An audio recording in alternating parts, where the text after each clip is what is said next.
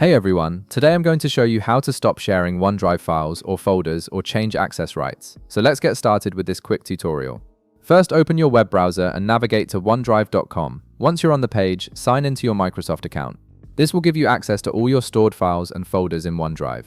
After signing in, wait a moment while the login process completes. You'll then be directed to your OneDrive dashboard where you can manage all your files and sharing settings. This is your central hub for everything stored in your cloud. Now, to stop sharing files or folders or modify who has access, start by looking at the left-hand menu of your OneDrive dashboard. You'll see an option called My Files.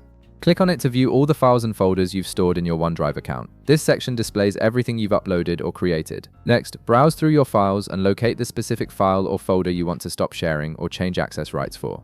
Once you find it, click on the check mark next to it to select it. This highlights the item and activates additional options for managing it. After selecting the file or folder, you'll notice a three-dot icon appear. Click on this icon to open a context menu with various management options.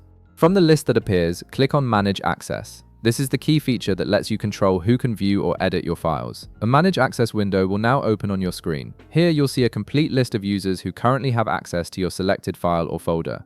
This gives you a clear overview of everyone who can interact with your content, making it easy to identify who needs to be removed or have their permissions changed. To remove someone's access, simply click on their username from the list.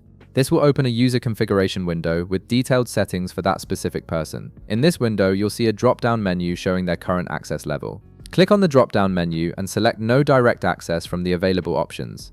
This action will completely revoke their ability to view or edit the file or folder. Once you've made your selection, click the Apply button to save the changes. The system will immediately update the sharing settings and remove that user's access. And that's it.